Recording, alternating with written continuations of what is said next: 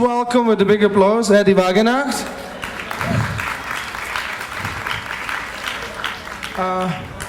Our dear guest, artist, hacker, researcher, I can say that, yeah? Yes,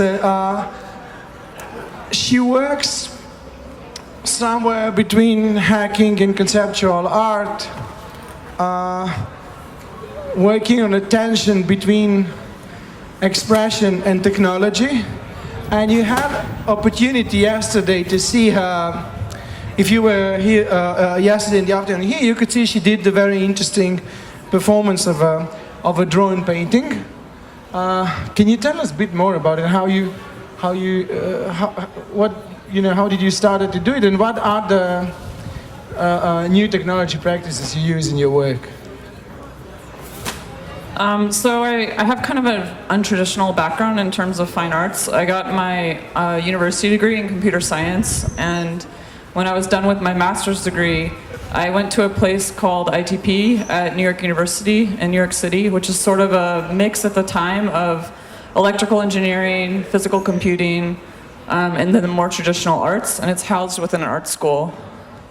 So I started looking, I guess, around then, just to date myself, like 2007 to 2009, at kind of mechanically assisted forms of painting. I was kind of interested in the whole concept of how you could paint without using your paintbrushes and using more mechanical means. I was looking a lot at action painting and kind of actionist work. And so I was looking at applying, quite literally, physical computing to painting. And how can you create the same end with different means?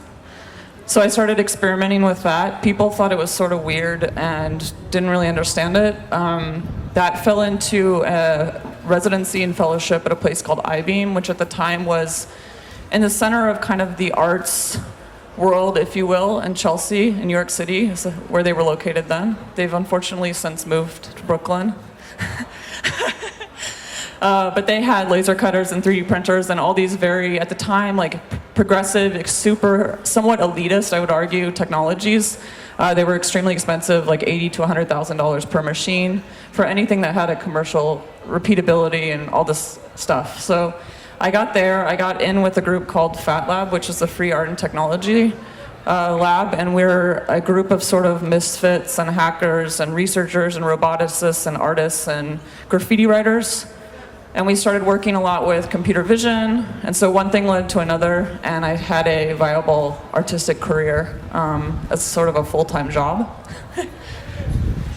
So you can say that the hacking actually took you to the art, not the opposite, yeah?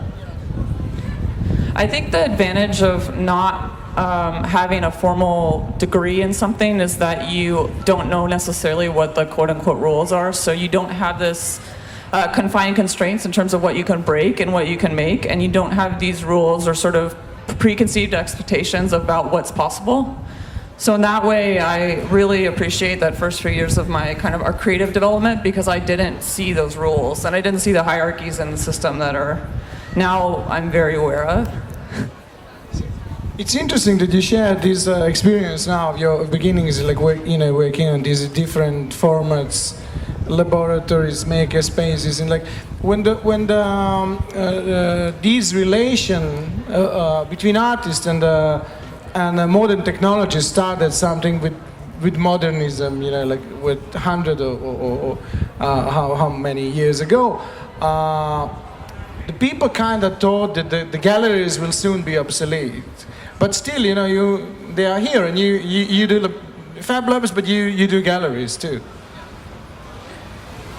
Yeah, I mean, I do both. I helped co-develop one of the early kind of open source multi-touch systems in 2006, 2007, using rear illumination and stuff I can get into if anyone's interested. And then I started looking at open source fabrication equipment like RepRap and this sort of thing, but there was no commercially viable or commercially competitive sort of system that existed for open source laser cutting, or kind of the mill 2D axis stuff with good repeatability. So that was sort of another thing that I fell into. Like, my trajectory has always been like one where I'm doing these sort of open source hardware and software projects, but then I'm doing the sort of more art world and art fairs and museums and this sort of thing, which exists sort of as a similar parallel, not necessarily do they connect a lot, in my opinion, but they are like two parallel kind of spaces I'm always inhabiting.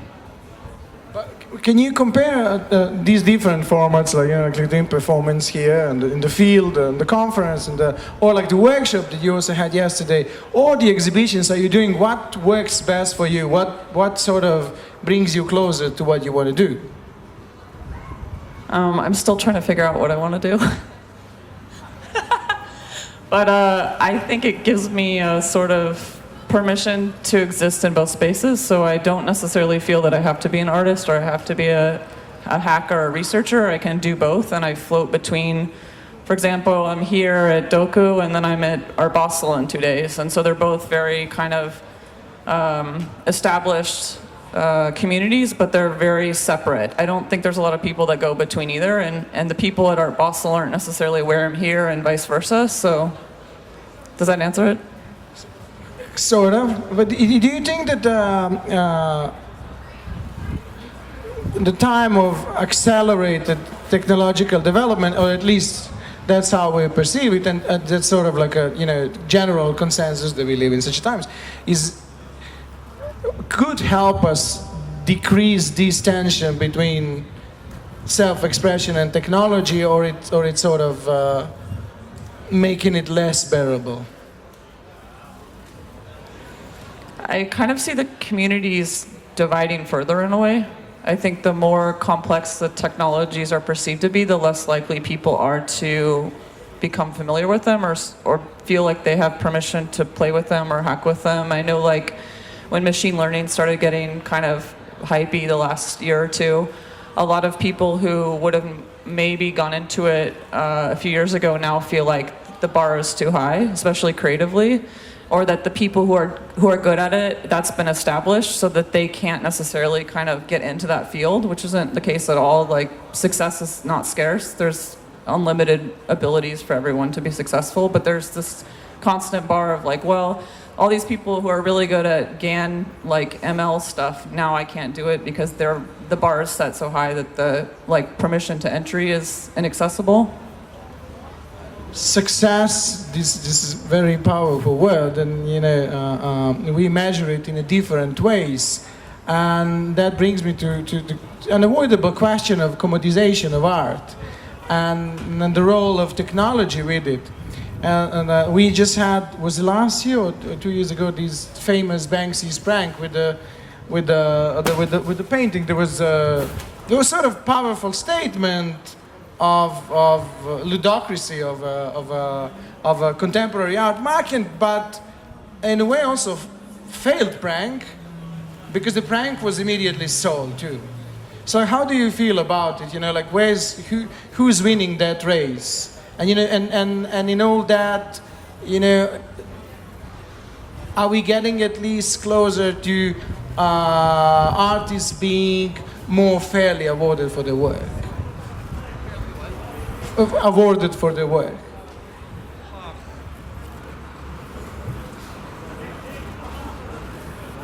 I don't know how to answer this question. I mean, a lot of the cultural gatekeepers, unfortunately, especially in arts, I would say, are extremely wealthy, and they don't necessarily depend on money as a means for survival because their wealth is infinite to quite a degree.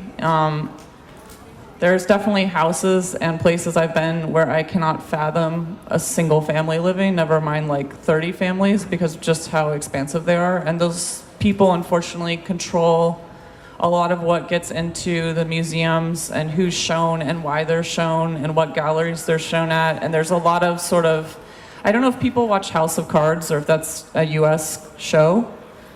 Okay, so it's like if you took House of Cards and you apply it to the world of art. I mean, there's a lot of favors and there's a lot of reasons why certain people get things that other people don't. If you asked me that a few years ago, I might have had a very different response, but I feel that I'm far enough into it that I've sort of seen how the fundamental functions work. With that being said, there are a lot of people who are looking at ledgers with crypto and hashes and forming ways around the more traditional system Casey Reese, who's a programmer who's developed processing, and myself have been working on that specifically for the last year or two. And so there's a few people who I think are pretty established, or at least mid-career within the arts, who have started thinking about how you make that accessible and open to people who don't have the privilege of that wealth or that kind of foundation that their grandparents developed in Israel 50 years ago or something. So you see some particular, or do you see some particular, you mentioned some, but you see some other particular new technologies or practices that can help us, if not fight, but then kind of avoid those cultural gatekeepers? Yeah, but it's sort of context. Like all emerging technologies were once emerging. So when you look at, people started painting on canvas because it was ubiquitous in Venice. Like the sailors brought it in, and then they went from wood to canvas, and that was a new technology. And same with photography, that was going to be the end of everything and the great equalizer. And then photography and film kind of have now died out. So there's always I think it's very much a cycle, but I'm not sure how you break that cycle and actually create the accessibility.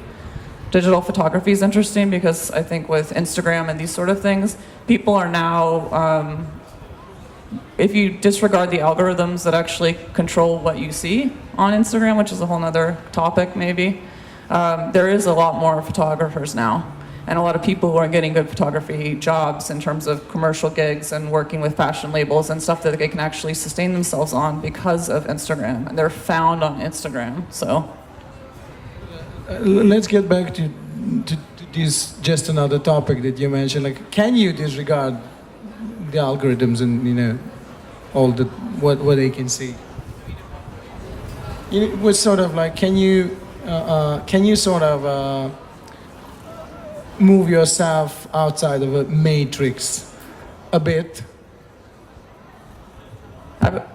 I would argue the majority of kind of people, normal people, can't necessarily. I think if you're fluent in coding and you understand the API, there's workarounds, but it's not something that's again, it's not accessible to everyone. It's accessible to people with the knowledge, and not everyone has the interest in sharing that, unfortunately, so. So, sort of making people more knowledgeable would certainly be of beneficial for the community. And yeah, as far as I know, you do travel a lot. You do things like you did in a DOKU.TECH a lot. So how important, how much is this necessity, and how much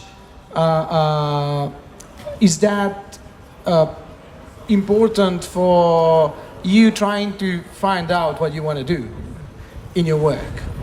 These sort of analog connections that one made when traveling to do something abroad. I would say it's both, actually. I mean, some of it's necessity. There's a reality that when you're self-employed, you have to always think about cash flow. And unfortunately, a lot of things you do depend on invoices being paid on time or within 30 days. So if something goes out 6 months or 9 months, you might start having to think about doing some class, some teaching, or there's always a way to find money to some extent in that field. The other thing is I just really enjoy the travel. I enjoy meeting people. I enjoy coming to events like this or Republica in Berlin, where you're always meeting sort of a new influx of people and to make them feel empowered and to give them the context that, for example, I didn't have when I started, and saying, oh, you're interested in this, let me connect you to this person. Oh, you're interested in this, because you don't need to recreate the wheel. And sort of, I think, empowering and enabling people who are interested. I'll meet people who want to get into arts and they want a gallery in New York, and they'll say, okay, well, show me your art and I'll send it to galleries. Let's get you a gallery. And I think for me, that's a big part of what I really enjoy doing with my life, is finding ways I can help other people, and trying to pay that forward, because I didn't have that opportunity. I have a friend that says for every one person that helps you, help two. And so I think about that a lot. So you partially just answered the question I wanted to ask, but I'll still ask it. So you mentioned Republica, but as someone who travels a lot to the places and the events that matter, what would you suggest to some young artists, hackers, researchers here in the audience who maybe save for 1 or 2 trips this year? Where is to go today to learn something really new and different and to meet people who can really say something? It depends on what you want to learn. I would say if you're interested in art, I would look at places like Fres in London, Art Basel in Basel, Switzerland, Art Basel in Miami. If you're interested in coding, I think the C3, and it's typically in December around Berlin, they just moved it from Hamburg, is a really good place to get access and sort of into the community of hackers and people that are thinking about open source and crypto and sort of all these bigger questions, I think, that are really going to form the next few decades, if not centuries. So it's really like there's these niche communities, in my opinion, everywhere, and they're not always connected, but if you can find the right connections, I think the community can build you and vice versa. I think we have a minute or two for the question from the audience, if we have any. Yeah, if not, we encouraged all our speakers to mingle, to be open for your questions, and so Addie is here with us. And later on, at the end, as yesterday, we have barbecue and answers for everyone, first come, first serve, and most of our speakers will be there, and we can continue this discussion. Thank you, Addie, for coming and being with us.